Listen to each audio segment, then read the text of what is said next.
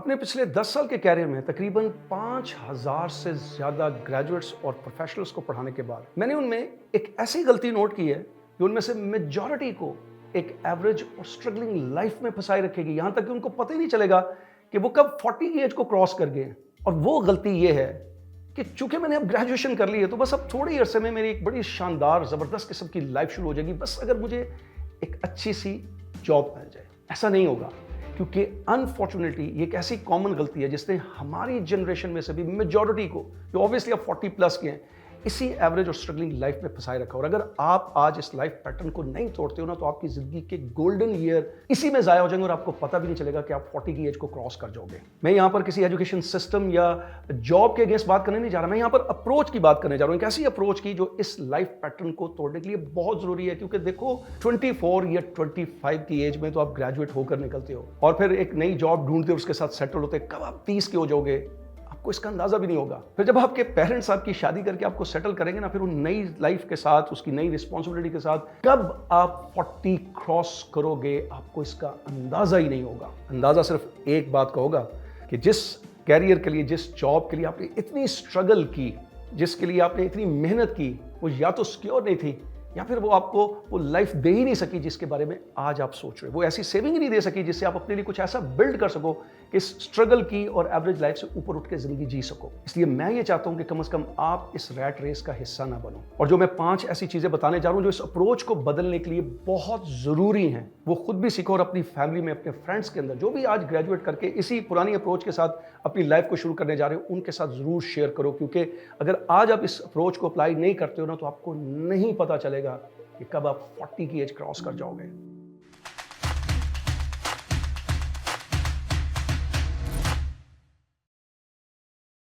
सबसे जो पहली अप्रोच इस लाइफ पैटर्न को तोड़ने के लिए जरूरी है, वो पता क्या है? जरा थोड़ी देर के लिए इमेजिन करो कि एक ऐसी जॉब जिसके बारे में आपको ये लगता है कि वो आपका एक बहुत ही जबरदस्त किस्म का, शानदार किस्म का कैरियर शुरू कर देगी, जिसके बारे में कोई इमेजिन भी नहीं कर सकता। और आप उसके लिए 6 to 7 मंथ्स इतनी स्ट्रगल करते हो कि किसी तरीके से आपको एक दफा वो लोग आपको इंटरव्यू के लिए बुला लें, and then finally you receive that interview call.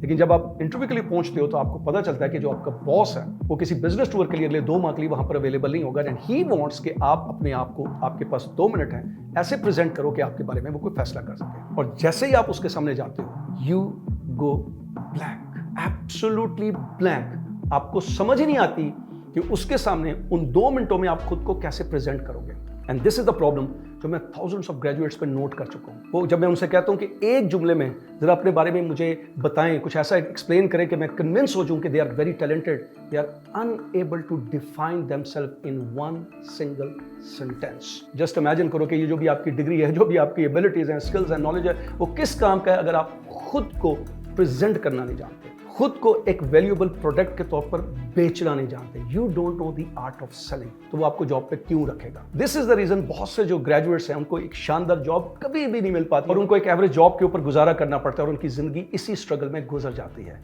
So the most important thing, अगर आप इस लाइफ पैटर्न को तोड़ना चाहते हो तो पता क्या है? आर्ट ऑफ सेलिंग सीखो। इसके लिए सबसे पहले आपको बेसिक कम्युनिकेशन आनी चाहिए, परसुएशन स्किल्स आने चाहिए, किसी को कैसे कायल करना है, और फिर फाइनली खुद को एक वैल्यूएबल प्रोडक्ट के तौर पर कैसे प्रेजेंट करना है कि सामने वाले को यह पता चले कि आप उसके लिए एक इनएविटेबल इंसान हो। This is the most important thing if you want to break this pattern. दूसरी जो अप्रोच है ना, वो इस लाइफ पैटर्न को तोड़ने के लिए आई थिंक सबसे ज्यादा इंपॉर्टेंट अप्रोच है। और अनफॉर्चुनेटली ये जो हमारा एजुकेशन सिस्टम है, इसका सबसे बड़ा जुल्म किसी भी जनरेशन के साथ अगर हुआ है तो वो ये हुआ है कि इसने बताया ही नहीं है कि ये जो मनी मेकिंग और वेल्थ क्रिएशन है, ये एक सेपरेट स्किल है। इसका किसी भी डिग्री के साथ, जॉब के साथ, इवन बिजनेस के साथ कोई तल्लुक नहीं है। It's a separate skill that only a rich person knows. अमीर आदमी को ये पता होता है कि पैसे से पैसे को कैसे जनरेट करना है, इसलिए वो हार्ड वर्क नहीं करता, वो स्मार्ट वर्क करना जानता है, वो पैसे से पैसे को बनाना और वेल्थ क्रिएट करना जानता है। जबकि एवरेज इंसान जो है ना, वो शायद एक अच्छी जॉब के बाद बहुत स्ट्रगल के साथ कुछ पैसा सेव करता है, चंद एक जगहों पर इन्वेस्ट करता है जिससे वो लगता है कि थोड़ी बहुत दौलत बना लेगा, कुछ चीज़ क्रिएट कर लेगा। लेकिन मेजॉरिटी को ना ही अच्छी जॉब मिलती है और ना ही वो इतना पैसा सेव कर सकते हैं और ना ही वो इतना वाइजली किसी जगह पर इन्वेस्ट कर सकते हैं कि वो वेल्थ क्रिएट कर सकें। इसलिए जो इस पैटर्न, लाइफ पैटर्न को अगर तोड़ना है तो सबसे पहले अपने ज़हन में बिठा लो कि वो जो जॉब या जो भी बिजनेस शुरू करने जा रहे हो, वो आपकी मनी मेकिंग नहीं है, वो आपकी वेल्थ क्रिएट नहीं करेगी।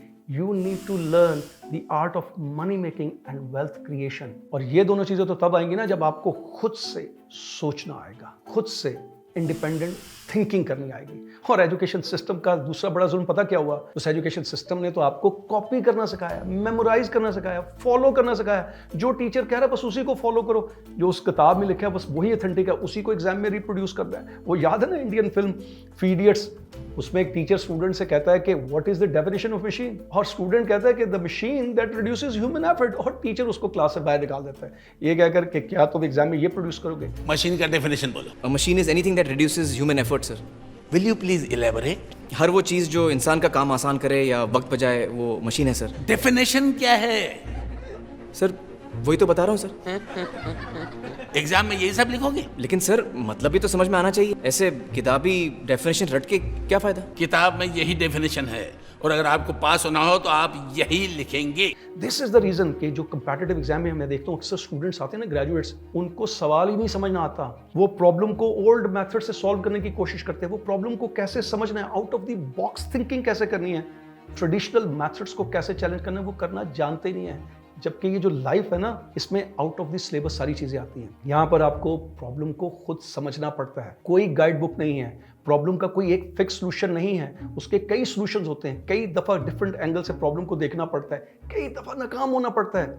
और एजुकेशन सिस्टम ने तो आपको नाकाम होना सिखाया ही नहीं है। वो गलती करोगे, अगर फेल हो जाओगे तो तुम नालायक होगे। इसने आपको इंडिपेंडेंट थिंकिंग दी नहीं है। लेकिन अगर जिंदगी में कामयाब होना है ना, तो सबसे पहले आपको अपनी इंडिपेंडेंट थिंकिंग करना पड़ेगी। यही वजह है कि जब बहुत से स्टूडेंट्स अपने अंदर इंडिपेंडेंट थिंकिंग डेवलप नहीं करते ना, तो चंद एक स्टूडेंट जब वो अपनी जिंदगी को खुद अपने अंदाज से लेकर चलना चाहते हैं, तो उनको जिंदगी में प्रॉब्लम्स फेस करना पड़ते हैं, उनको जिंदगी में फेलियर्स फेस करना पड़ते हैं। तो सोसाइटी उनको ये कन्विंस कर लेती है कि जो पैटर्न पहले से चल रहा है वही ठीक है, वही सिक्योर है, वरना उनका फ्यूचर खराब हो जाएगा। But if you want to break this life pattern, अगर आप इस लाइफ पैटर्न से निकलना चाहते हो, एक एवरेज और स्ट्रगलिंग लाइफ नहीं गुजारना चाहते, क्योंकि life is only for once, तो आज से अपनी इंडिपेंडेंट थिंकिंग डेवलप करने की कोशिश करो। कुछ दिन पहले ना मैं जब एक्सरसाइज के लिए गया ना, तो वहां पर मेरी एक यंग डॉक्टर से इंटरेक्शन हुई। तो जब इंटरेक्शन हुई तो काफी देर तक गपशप होनी शुरू हो गई, और उसको ये पता चला कि मैं पर्सनल डेवलपमेंट के ऊपर बात करता हूँ, मैं एजुकेटर हूँ। उसने खुलकर मुझसे बातें करनी शुरू कर दी। And then he suddenly said कि सर, मुझे लगता है कि मैं अंदर से ना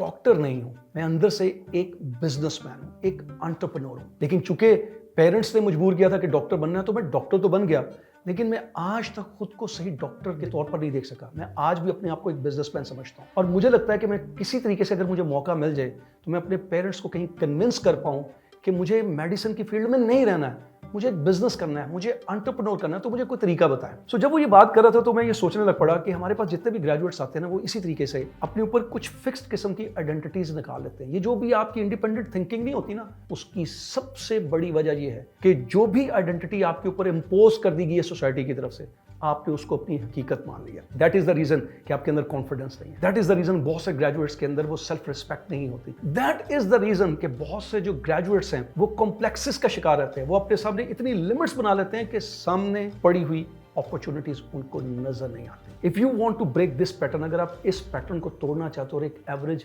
लाइफ नहीं गुजारना चाहते, एक स्ट्रगलिंग लाइफ नहीं गुजारना चाहते, तो सबसे पहले अपनी हर वो आइडेंटिटी जो सोसाइटी ने इनफैक्ट आपके ऊपर मुसल्लत की और आपने उसको अपनी मान लिया, उसको क्वेश्चन करना शुरू कर दो। अगर आपको लगता है कि आप इंटेलिजेंट नहीं हो, तो अपने आप से क्वेश्चन पूछना शुरू कर दो कि मैंने ऐसा क्या किया है कि जिससे मुझे लगता है कि मैं इंटेलिजेंट नहीं हूँ। और अगर किसी एक वक्त का ऐसा इवेंट हो गया जिसमें मैं अपनी इंटेलिजेंस से कुछ प्रूव नहीं कर सका, तो किसने ये कह दिया कि मैं कभी भी इंटेलिजेंट नहीं रहूँगा। If you start questioning every single identity जो आज आपको आगे बढ़ने नहीं देती, जो आपको इंडिपेंडेंट सोचने नहीं देती, जो आपको क्वेश्चन करने नहीं देती, जो आपको चैलेंजेस लेने नहीं देती, जो आपको रिस्क्स लेने नहीं देती, जो आपको लिमिट्स दिखाती है, अपॉर्चुनिटीज नहीं दिखाती, उस आइडेंटिटी को चैलेंज करके नई आइडेंटिटी बिल्डअप करना शुरू कर दो। और आखिरी चीज, अगर इस लाइफ पैटर्न को तोड़ना चाहते हो, इस रैट रेस से निकलकर अपने आने वाले कीमती सालों को बचाना चाहते हो ना, तो द टाइम इज नाउ। इस इल्यूजन से बाहर निकलो कि अभी बहुत सा टाइम है, आहिस्ता से सब कुछ ठीक होगा। नहीं ठीक होगा। यही चीज तो बताने के लिए मैं आया हूं कि आज 25 साल की उम्र में ग्रेजुएट हो रहे हो, तो अगले 10-12 साल उस कैरियर को फिगर आउट करते और उसमें सेटल होते हुए गुजर जाएंगे, पता ही नहीं चलेगा। और जब समझ आएगी तो इन सालों के इतने प्रॉब्लम्स इकट्ठे हो चुके होंगे कि उनको सॉल्व करते हुए भी मजीद 10 से 12 साल गुजर जाएंगे। इसलिए इस इल्यूजन से निकलो कि अभी बहुत सा टाइम है, कल कर लूंगा, कल नहीं करूंगा, आज ही करना पड़ेगा। आज ही आपको खुद को प्रायोरिटी देनी पड़ेगी। जब आप खुद को प्रायोरिटी दोगे ना तो अपने कामों को प्रायोरिटी दोगे, जब अपने कामों को प्रायोरिटी दोगे तो फोकस आपका ठीक हो जाएगा, और जब आपका फोकस ठीक होगा तो खुद ब खुद अंदर डिसिप्लिन आना शुरू हो जाएगा और आप अपने गोल्स को अचीव कर सकोगे। इसलिए आज से ही ना अपने अंदर पहले इंडिपेंडेंट थिंकिंग डेवलप करने की कोशिश करो, अपनी नई आइडेंटिटी बिल्डअप करने की कोशिश करो, आर्ट ऑफ कम्युनिकेशन सीखो, art of selling, art of persuasion सीखो, और सबसे इंपॉर्टेंट मनी मेकिंग और वेल्थ क्रिएशन के स्किल को सीखने की कोशिश करो। और उसके लिए डिसीजन आज आप लो, तभी आप इस एवरेज और स्ट्रगलिंग लाइफ के पैटर्न को तोड़ पाओगे। बट एक चीज़ याद जरूर रखना कि ज़िंदगी कभी भी परफेक्ट नहीं होती, ये मुसलसल कंस्ट्रक्शन का नाम है, खुद के साथ जिदोजहद करना पड़ती है।